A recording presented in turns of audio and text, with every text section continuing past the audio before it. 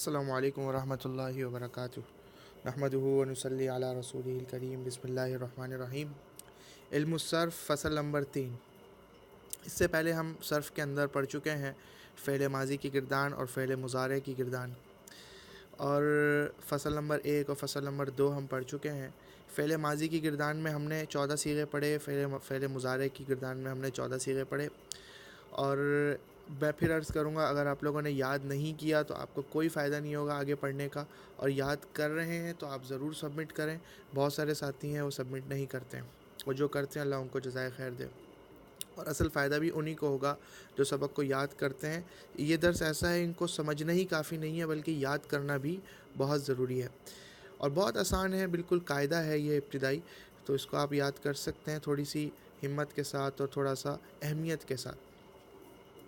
تو دیکھیں، فعل ماضی ہم نے پڑھا، اس کا جو وزن تھا وہ تھا فعالہ، اور فعل مضارع کا وزن تھا یفعلو۔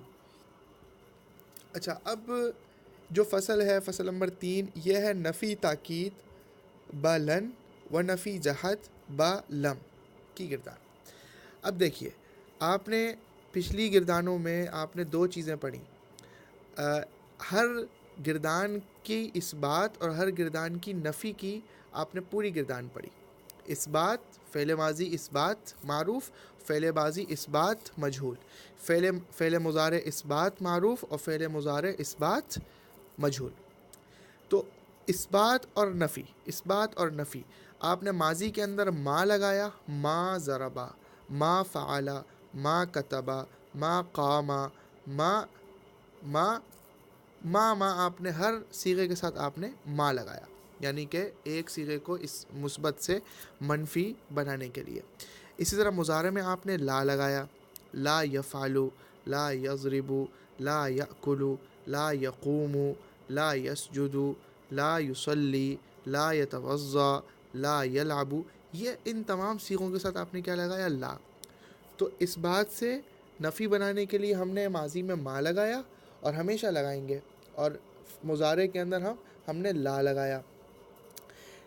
ماضی کے اندر جب ہم نے ما لگایا تو اس سے اس کا مطلب بن گیا نفی میں، لیکن اس نفی کا مطلب یہ ہوا کہ فلانے نے یہ کام نہیں کیا، اور جب ہم نے مضارع میں لا لگایا تو اس کا مطلب یہ ہوا کہ فلانے نے یہ کام نہیں کرتا ہے، فلانا یہ کام نہیں کرتا ہے، فلانا نہیں کھاتا ہے، فلانا نہیں سوتا ہے، فلانا نہیں کھیلتا ہے۔ ٹھیک ہے، اب ہم جو یہاں کرنے جا رہے ہیں وہ بھی ہم کیا کر رہے ہیں؟ لن اور لم لگائیں گے۔ اب اس گردان کے اندر جو فصل نمبر 3 کے اندر ہم گردان دیکھیں گے، صرف فرق کتنا ہوگا کہ وہاں ہم نے لا لگایا تھا، یہاں ہم لن لگائیں گے۔ ٹھیک ہے، اور لن اور لم لگائیں گے، لن اور لم۔ اچھا، اس کا اس میں فرق کیا ہوگا؟ لا میں، لن میں اور لم میں فرق کیا ہوگا؟ بہت آسان سا فرق ہے۔ جب آپ نے مضارع کے اوپر لا لگایا تو اس سے مراد یہ ہوئی کہ آپ فلانا کام نہیں کرتے ہیں، یا فلانا شخص فلانا کام نہیں کرتا ہے، لیکن جب آپ لن لگا دیتے ہیں تو اس کا مطلب اس میں تاکید آ جاتی ہے، نفی میں تاکید آ جاتی ہے کہ فلانا شخص ہرگز یہ کام نہیں کرے گا۔ ایک بات تاکید آ جاتی، دوسری بات کہ وہ جو نفی ہے وہ حال سے نکل کر مستقبل میں چلی جاتی ہے، حال سے نکل کر مستقبل میں چلی جائے گی۔ یعنی آپ نے کہا کہ فلانا شخص لن یلعبا، کہ فلانا جو شخص ہے زید لن یلعبا، زید ہرگز نہیں کھیلے گا، تو وہ جو کھیلے گا وہ حال میں نہیں کھیلے گا بلکہ مستقبل میں نہیں کھیلے گا۔ تو جب آپ لن لگا دیتے ہیں فعل مضارع کے اوپر تو اس کا معنی مضارع سے یعنی کہ حال سے نکل کر مستقبل میں چلا جاتا ہے، اور آپ پہلے پڑھ چکے ہیں کہ مضارع جو صیغہ ہے مضارع کا وہ حال اور مستقبل دونوں پہ دلالت کرتا ہے، لیکن جب آپ اس پہ لن لگا دیتے ہیں تو اس کا مطلب یہ ہوتا ہے کہ آپ ہرگز یہ کام مستقبل میں نہیں کریں گے۔ اچھا، لیکن جب آپ اسی مضارع کے اوپر لم لگا دیتے ہیں، لام اور میم، جب آپ لم لگا دیتے ہیں تو اس سے کیا ہوتا ہے؟ اس سے یہ ہوتا ہے کہ مضارع جو کہ حال اور مستقبل پہ دلالت کرتا ہے اس کی نفی ماضی میں چلی جاتی ہے لم لگانے کے بعد۔ اس کا مطلب کیا ہوتا ہے؟ اگر آپ کہتے ہیں لم یلعب، لم یلعب، تو اس کا مطلب یہ ہوتا ہے کہ فلانے نے نہیں کھیلا، جبکہ ہونا کیا چاہیے تھا کہ مضارع کا صیغہ ہے تو ہونا ہی چاہیے تھا کہ فلانا نہیں کھیلتا۔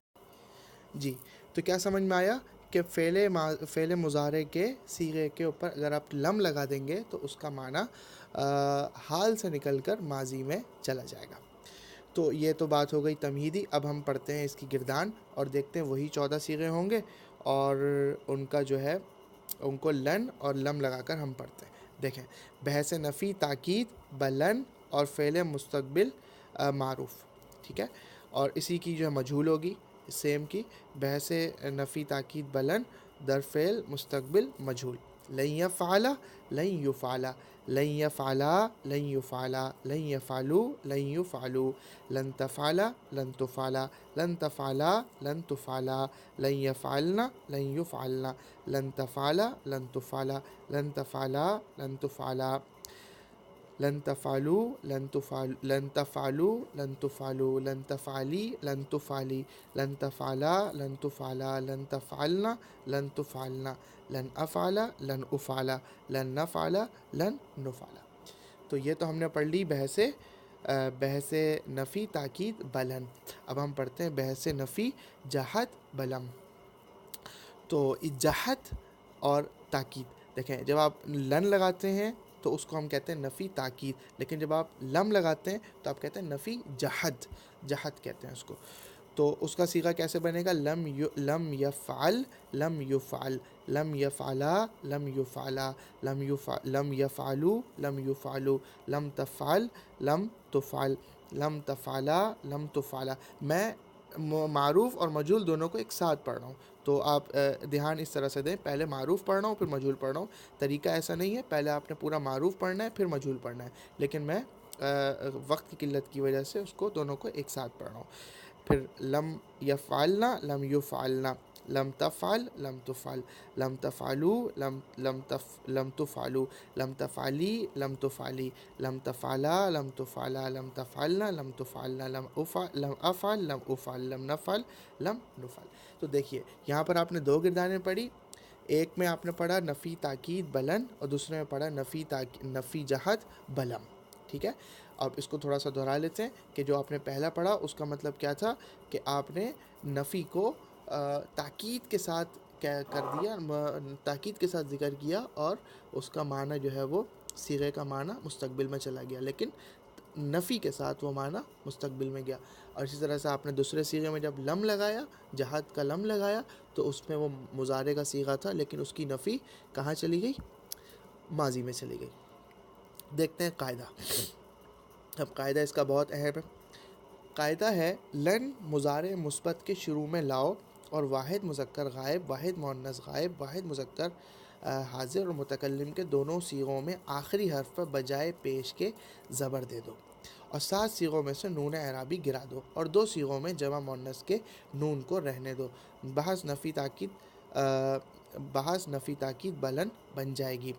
لن فعل مضارع کو خالص مستقبل کے معنی میں کر دیتا ہے۔ یہ تھا قاعدہ اول۔ اچھا، ہم نے پچھلے تمہیدی بات میں ساری بات کی لیکن یہ بات نہیں کی کہ لن صیغے کے اوپر کیا تبدیلیاں لے کر آئے گا۔ تو تبدیلی انہوں نے یہ بتائی، تبدیلی وہ یہ لے کر آئے گا کہ واحد مذکر غائب، واحد مؤنث غائب اور واحد حاضر، مذکر حاضر اور متکلم کے دونوں صیغے، یعنی واحد اور جمع دونوں کی صیغوں میں وہ آخری حرکت کو پیش سے ہٹا کر وہ فتحہ لے کر آ جائے گا اس کے اندر۔ تو آپ کبھی بھی جب بھی آپ کبھی لن لگائیں گے کسی بھی صیغے کے اوپر تو آپ اس کی آخری حرکت کو ہمیشہ کیا کر دیں گے؟ زبر کر دیں گے۔ ان صیغوں کے اندر جو مذکورہ صیغے، ان کے علاوہ جتنے صیغے ہیں 2 کو چھوڑ کے، نون جو جمع مؤنث غائب اور جمع مؤنث حاضر، ان 2 کو چھوڑ کے باقی جتنے صیغے ہیں جو نون اعرابی والے ہیں، پچھلے درس میں بات آئی تھی اور کچھ جو ہے وہ طالبات نے اس حوالے سے پوچھا بھی کہ یہ نون اعرابی کیا چیز ہے۔ دیکھیے نون اعرابی یہ ہے کہ جو کسی ناصبہ کی صورت میں یا کسی جازمہ کی صورت میں کہ اس سے پہلے صیغے سے پہلے کوئی ایسا حرف آ جائے جو کہ صیغے کو نصب دے رہا ہو یا جزم دے رہا ہو، تو ایسی صورت میں یہ نون گر جاتے ہیں۔ تو آپ دیکھیں کہ اب آپ دیکھتے ہیں لن تفعلا، اصل میں اگر اس کا مضارع پڑھیں تو یہ تھا تفعلانی، ٹھیک ہے۔ پھر ہم کہتے ہیں لن تفعلا، تو یہ اصل میں کیا تھا؟ تفعلانی، ٹھیک ہے۔ اور ایسے ہی ہم جب پڑھتے ہیں لن تفعلوا، تو اصل میں یہ کیا تھا؟ تفعلونا، لیکن لن لگنے کی وجہ سے اس کا نون گر گیا، تو ہمیں اس سے پتہ چل گیا کہ نون اعرابی وہ نون ہوتا ہے جو ناصبہ یا جازمہ کی صورت کے اندر وہ گر جایا کرتا ہے۔ اچھا، یہ بات تو ہو گئی لن کے حوالے سے، اور اب ہم دیکھتے ہیں قاعدہ ثانی جو لم کے حوالے سے۔ لم مضارع مثبت کے شروع میں لاؤ اور جن 5 صیغوں کے آخر میں پیش ہے ان سب پر بجائے پیش کے جزم دے دو اگر حرف علت نہ ہو، جیسے لم ینصر۔ اچھا، اگر حرف علت نہ ہو، ابھی حرف علت کیا ہے؟ حرف علت آپ کو بتائیں گے، حرف علت ہے واو، الف اور یا۔ یہ اس کا انشاءاللہ درس آگے آئے گا، لیکن یہ انہوں نے بتایا کہ اگر حرف علت نہ ہو تو ایسی صورت میں پیش ہو تو اس کو آپ نے کیا کر دینا؟ جزم دے دینا ہے۔ مثال دے رہے ہیں، جیسے لم ینصر، اب دیکھیں را ہے، آخر میں را ہے، اور لم سے پہلے یہ صیغہ کیا تھا؟ ینصرو تھا، ینصرو تھا، لیکن آپ کے لم لگاتے ہی وہ کیا بن گیا؟ جزم بن گیا، اس کے ساتھ اس کی حرکت جو ہے وہ مجزوم ہو گئی، تو کیا بن گیا؟ لم ینصر۔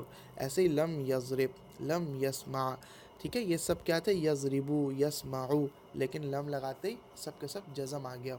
اور اگر حرف علت ہو تو اس کو گرا دو۔ اچھا، یہ تھوڑی سی تفصیل طلب بات ہے، اس کا موقع آگے آئے گا انشاءاللہ، ہم اس وقت کریں گے، لیکن یہاں سمجھتے ہیں۔ دیکھیں، یدعو اصل کیا ہے؟ یدعو، دعا کرنا، بلانا، یہ 2 معنوں میں آتا ہے، اور بھی بہت سے اس کے معنی۔ یدعو کا مطلب ہوتا ہے بلانا، دعوت کرنا یا دعا کرنا، لیکن جب آپ نے اس پہ لم لگایا تو اس کا یہ حرف علت واو گر گیا، کیا بن گیا؟ لم یدعو، ٹھیک ہے نا؟ ٹھیک ہے، نظر آ رہا ہے آپ کو؟ اور پھر کہتے ہیں یرمی سے لم یرمی، ٹھیک ہے، یرمی یا گر گیا، اور یخشا سے لم یخشا، اس کا الف تھا وہ گر گیا۔ اور 7 صیغوں میں نون اعرابی گرا دو۔ دیکھیے پہلے بات ہو چکی ہے، نون اعرابی ہمیشہ ناصبہ اور جازمہ کی وجہ سے وہ گر جایا کرے گا۔ اور 2 صیغوں میں جمع مؤنث کے نون کو رہنے دو، یہ نون ہمیشہ باقی رہیں گے چونکہ یہ مؤنث کی علامت ہے۔ بحث نفی بلم بن جائے گی، یعنی آپ کو طریقہ انہوں نے بتا دیا، اس طرح سے آپ کسی بھی صیغہ کو بحث نفی تاکید بلن اور بحث نفی جہت بلم بنا سکتے ہیں۔ لم فعل مضارع کو ماضی منفی کے معنی میں کر دیتا ہے، یہ بات ہو چکی ہے۔ دیکھتے ہیں اب نظم، اس نظم کو یاد کر لیں گے تو یہ قاعدے یاد ہو جائیں گے۔ لن مضارع پر لگائے تو اگر 5 صیغوں میں کرے گا وہ زبر، ہیں یہی وہ 5 جن پر ضمہ تھا اب بجائے ضمہ کے فتح ہوا، نون اعرابی کو دیتا ہے گرا 7 صیغوں میں وہ بے روئے وروایا، بے روئے وریا، اور مضارع کو ہے دیتا بے گماں خاص مستقبل کے معنی میں اے جواں، لم مضارع پر اگر آ جائے گا جزم دے گا 5 صیغوں کو صدا، ہیں یہی وہ 5 جو مضموم تھے لم کے آ جانے سے اب ساکن ہوئے، نون اعرابی گر آئے 7 جا مثل لن کے یاد رکھ یہ قاعدہ، اور مضارع کو ہے دیتا بے خطر ماضی منفی کے معنی اے پسر، حرف علت ہوئے آخر میں اگر لم لگائے جب تو اس کو دور کر، حرف علت 3 ہے اے نیک رائے اور یہ اور ہے مجموعہ ان تینوں کا وائے، ٹھیک ہے، واو الف اور یا، واو الف اور یا یہ حروف علت ہے۔ اب ہم سوالات کی جانب آتے ہیں جو کہ سب سے اہم ہے، اس سارے سبق کو سننے کے بعد جو ان کو حل کرنا ہے آپ نے، بہت ضروری ہے آپ کے لیے، سب سے اہم چیز یہی سوالات ہیں، اگر آپ یہ سوالات حل کر رہے ہیں تو اس کا مطلب یہ آپ درس کو سمجھ رہے ہیں، اگر آپ حل نہیں کر رہے یا نہیں کر پا رہے اس کا مطلب یہ کہ آپ درس کو نہیں سمجھ رہے یا آپ کو سمجھ نہیں آ رہا، اور ایسی صورت میں آپ ضرور بتائیں کیا چیز آپ کو سمجھ نہیں آ رہی، کیا چیز مشکل پیش آ رہی ہے، طریقہ کار میں اگر آپ کو کوئی مشکل پیش آ رہی ہے تو آپ بالکل بتائیں، آپ کی سہولت کے لیے یہ سب کچھ بنایا گیا ہے، تو اس میں مزید تبدیلی بھی ممکن ہے۔ سوال ہے لن و لم لفظوں میں کیا عمل کرتے ہیں اور معنوں میں کیا کرتے ہیں، ٹھیک ہے، یہ بات آپ کچھ تمہیدی باتوں میں بھی سن چکے ہیں ان کے جوابات، اور اس درس میں قاعدے کے اندر ان کے جوابات آپ کو مل جائیں گے، اگر وہ یاد کریں آپ قاعدہ تو ان کا جواب آپ یہاں پر دے سکتے ہیں۔ الفاظ ذیل کی پوری گردان مندرجہ نقشہ بالا سے کرو، آپ نے اوپر نقشہ دیکھا لن اور لم کا، اس کے ذریعے سے آپ کو صیغے دیے گئے ہیں، ان کی آپ نے یہاں پر گردانیں بنانی ہیں۔ لن یجتنبا، لن یسمع، لم یکتب، لم یعلم، ان صیغوں کی آپ نے گردان بنانی ہے۔ ذیل کے صیغوں کے معنی بتاؤ، اب ان کے معنی آپ نے بتانے ہیں، لم یفعلو، لم یفعلو، لن یفعلو، لم یفعلو، لن اسمع، لم یجتنبو، لم یت رکھنا، لم یت رکھنا، اب ان کے آپ نے معنی بتانے لکھ کے دینے.